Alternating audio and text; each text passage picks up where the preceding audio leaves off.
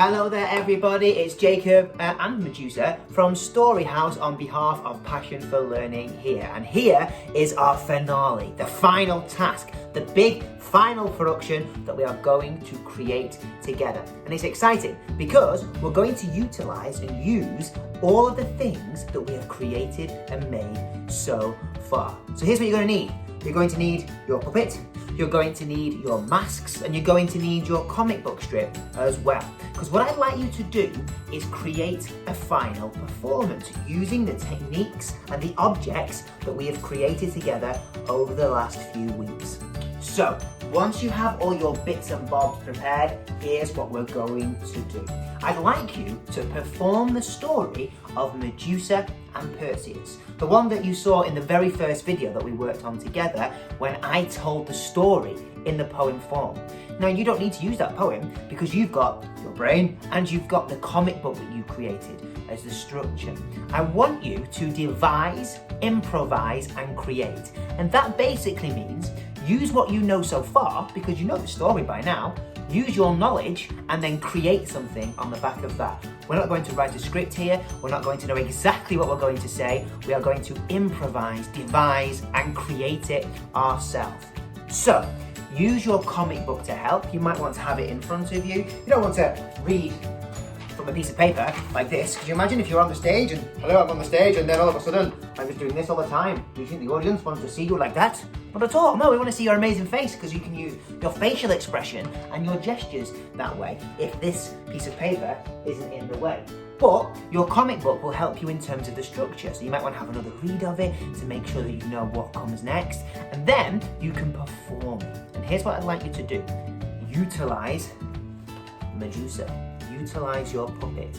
You might want to have it located beautifully at the side where you're performing, and then all of a sudden when Perseus creeps there, you can reveal it to the audience like this, and they will be super shocked and surprised. You could even have a conversation with your puppet like this, as if you're two different characters. So for example, I could be Perseus like this, and this is obviously Medusa.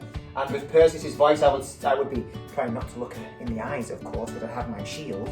But maybe I would say something along the lines of, Medusa, your time has come to an end. Whereas Medusa might have a different voice. Medusa might cackle a little bit like this and say, ha ha, Perseus, I've been waiting for you. So you can use different voices, if you so choose, when you produce your puppet later on. So, by all means, use it. And the same goes for your masks as well. When you're doing different characters, you might want to use these masks. Remember, in ancient Greek theatre, they used the tragedy mask to show when characters were feeling particularly sad, and they used the comedy mask, the smiley face, when there was something jovial or funny happening, or when they were feeling positive and happy. So, use them by all means. You have them on your lolly stick, and you can use it in this way when you're doing a certain part of the story to make it clear that you have different characters. We call it multi-rolling, doing more than one. This is a one-person show. I want it to be all down to you. With that in mind, you're going to have to do different characters. You're going to have Medusa, you're going to have Perseus, you probably have the king, you'll probably have Danae, you'll probably have maybe some villagers at some point, who knows, maybe some guards, you might have the witches as well. And when you do that, you might want to use your body in different ways, you might want to use your facial expressions in different ways, your gestures, your movements. For example, the witch might be a little bit low, like this, one of the witches, and using their arms in this way. Because Perseus would probably be very different to that. Perseus is our traditional hero. Maybe he'd have his arms back like this and his chest pushed forward and his chin up high because he is the hero. So we can use them in different ways, our facial expressions and our gestures for different characters. Okay then, so for your big task, make sure that you are familiar as you possibly can be with the story and try your best to use everything that we've created so far and retell the story of Perseus and Medusa. I hope you have fun with this. I'm sure that they're going to be absolutely amazing. I hope I get to see some, perhaps. And I certainly hope you've had fun over the last 4 weeks when we've worked together and created these amazing things. Okay, So I'm gonna love you and leave you now. You can create this final task all on your own. I need you to retell and perform the story of Medusa and Perseus.